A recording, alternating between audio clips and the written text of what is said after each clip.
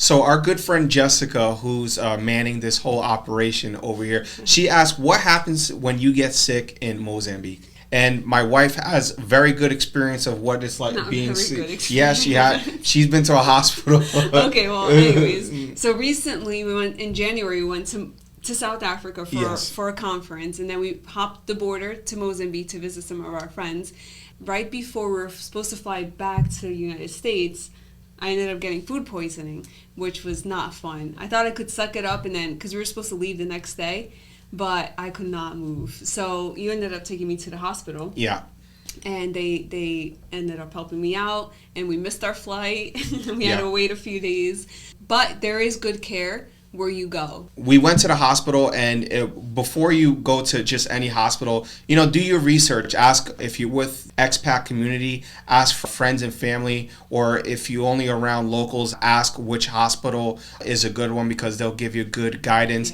And the good thing about the hospital, believe it or not, in Mozambique was it's much cheaper than the United States. So you might be afraid. You might say to yourself, I don't want to go to this hospital in this country. I think I'm going to brave it through and wait till I go back to the United States. And then when you go to the United States, you get this hospital bill where it's thousands of dollars, and your insurance doesn't even cover all of that. But it happened to us. We came back to the States, and I got rechecked because I still wasn't feeling good, right? And they said exactly what the doctors did in Mozambique. Yeah. Also, think about this. The illness that you've received in the country, these doctors know a lot more than going to the United States, because there's a lot of sicknesses that happens in different countries that they're not simply just aware enough. For example, in Mozambique, malaria is a very serious sickness, but the ones who are more qualified to treat malaria are the doctors in Mozambique. So we went to the hospital. They treated us. It was perfect. They gave me all the medication I needed. Yeah. They hooked me up with IV, and it took me a little while to get back to good, but they were amazing. And they didn't accept our insurance. And if you are going to travel, you might want to see, does your insurance, your medical coverage cover overseas, or maybe you have to purchase insurance to cover medical insurance. But even though you're paying out of pocket, it's still so much cheaper that it's better going away through that whole insurance system. Another thing I wanted to add is, it has nothing to do with this, but do purchase travel insurance, like if you were to cancel your flight. Because you're like, we'll never cancel our flights and stuff like this. But things do happen that are out of your control, like getting sick or whatever it may be. Yeah, so it happened to us because we were supposed to go to France. Yeah, he's still salty about it. I mean, we had the cool thing about traveling is like, hey, take advantage of the layover. So we had a 12-hour layover in Paris. I was like, whoa, this is my first. We had everything scheduled out. And the day before, my wife's like, hey, we're going to have to cancel. And I'm our too Genesis sick. face was just... And we had to postpone the airline. We had to cancel it. And so we postponed it, and we found this airline where there were 4 layovers. That's a topic for another day. In the most unattractive... I mean, that was a different story. It took us forever to go back, but... Yeah. We're just glad. I'm glad. Travel insurance. You should definitely get that. Yes. If you think nothing's ever going to happen, it's better to be safe than sorry, because then you end up paying more than you should, and then you end up getting worse flights because it's cheaper, and it's just bad. So, Andrea, how was your experience like crossing the border and engaging with border agents? Okay, so, I'm not going to lie, it was a little intimidating, like at first. So we go into South Africa a lot because we do a lot of our shopping. So we're an hour away. So there's 2 borders. You got to cross the Mozambique border and then the South Africa, border. So our colleagues and our friends, when we first got there, really helped us out in that transition, how to cross the border, how to speak to, Yes. How to speak to them, and always be friendly, always smile, and always ask them, like, how's your day going? Have a conversation with them, and it kind of puts everyone at ease. Coming from the United States or coming from a different country, and then you go to an African context and going to the border or engaging with the border agent could always feel like it's a little bit stressful, and this sometimes could be often chaotic. Especially if it's in a different language. Especially if it's in a different language. In this case, we were speaking Portuguese, and South Africa, it's English. Yeah. But it's really not that bad. If you really just think about it, and you just remain calm, and you just have a positive attitude, the more you could kind of like melt away your cultural, like being a foreigner, and you become more of like an African, you start to kind of be more comfortable.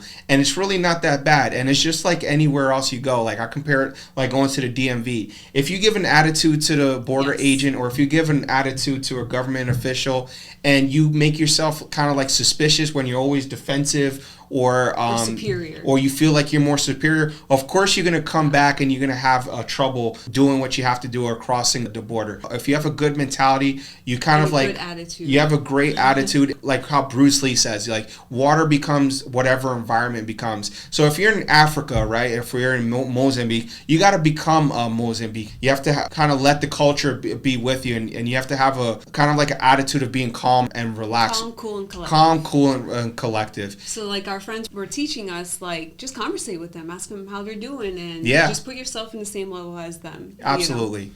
But it's really not bad at all. And once you overcome those obstacles, traveling through the border is going to be so easy for you. Yeah. So another question that we get is cell phone plans. Like, how does that look like in a different country? Mm-hmm. Before we went to Mozambique, we went to Portugal, right? For a few days. Yeah, so let's tell you guys the plans that we had. We have T-Mobile. So if you're going to be out of country for a month and or 2-3 months, you know, T-Mobile is great. We had the Magenta plan. We're able to have data, and we're able to text message, and we're able to use WhatsApp. WhatsApp is great, or any other. Now, is that international? That's international. Mm-hmm. So that's not a problem, and they cover a lot of places. So when we went to South Africa, right, for a week, and then we went to Mozambique for a week. Yes. We didn't need to buy anything else. We didn't have to buy everything. We were able to use. We had the package Magenta plan, or I don't know what Verizon or Sprint or AT&T is doing, but call your provider. So it's a good temporary solution. It's a good temporary solution. But if you're going to live there for an extended time, you're an expat, cell phone plans. You have to change your chip. Yep. Number 1, make sure your phone's unlocked, right? And 2, again, ask the locals. Again, our friends and colleagues helped us out, which is the best, I don't know, I guess T-Mobile or AT&T. Over there, it was Movitel. We had Movitel. Yeah. We had Movitel. The other was Vodacom.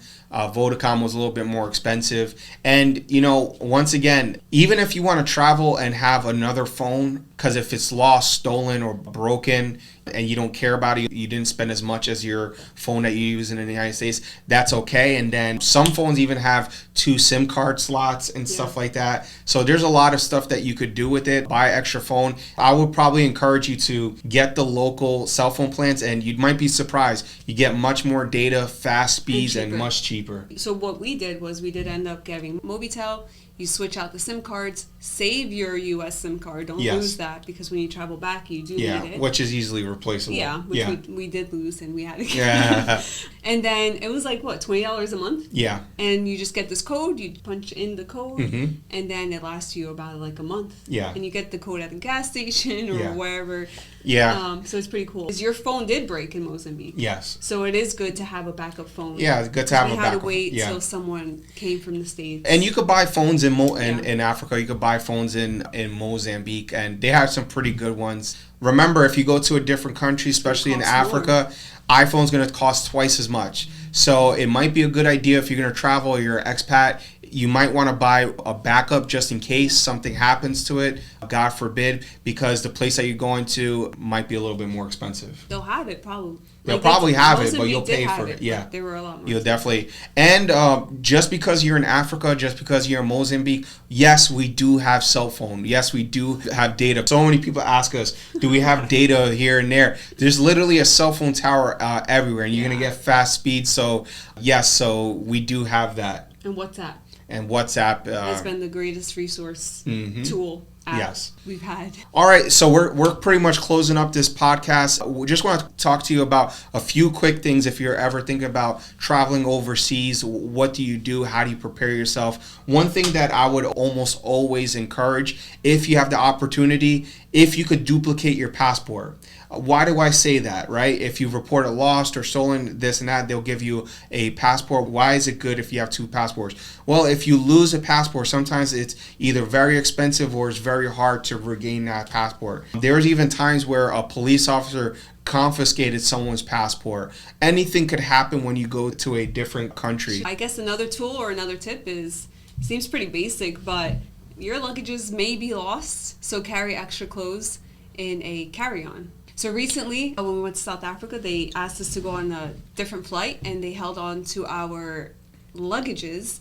And so thank God we had extra clothes in our carry-on for another day or two, because that would have been really bad. So carry extra clothes, extra socks, extra tighty-whities. Toothpaste, toothbrush, everything that you wake up and you need when it comes to your routine, and extra pair of clothes, store that with you. Better be safe than sorry. And the very last thing is always bring your adapters. Look at the voltage, frequency that's happening in different country. United States is 120 volts. Almost everywhere else around the world is at 220 or 240. And remember, if you want to bring a blender or a hair dryer, if you bought it in the United States, you might not be able to use it. And if you're thinking about using a voltage converter, the wattage on these things are so high, it might not even be worth it. Those things are heavy. Like if it comes to like a tablet or a computer, you're good to go, because these things are AC, meaning alternating currency, meaning that in the United States you could use it on a 120 volt frequency,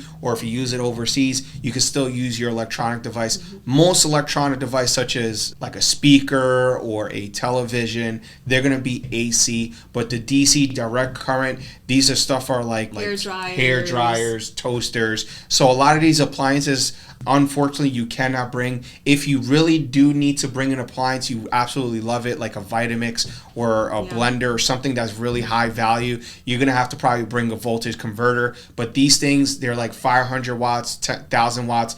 These things tend to be heavier the more wattage that you're trying to do. Well, this concludes our first part of our conversations abroad. I hope it was good. It wasn't a ramble. We love doing this. We love to conversate with you guys. And if you have any other questions. If you have any other questions in regards to missions, basically conversations abroad, it means we talk about everything. So what we do is we focus on 3 things. We love Jesus, we love to travel, and I don't know what's the third thing. So and we love missions, you know? Yes. Yes. So yeah, if we didn't touch upon a question, just drop it on a comment below. Yeah. And we'll definitely answer that. That concludes our podcast episode. We were so happy that you took the time to listen to us. And if you have any other questions, you can just drop the comment down below. Drop it on the link. Anything. Drop it on the comment down below. And then the next episode, we'd love to answer that question. Yes. So this is the first part. This is our first part. This is our first session. So we hope to see you soon. See you in the next episode.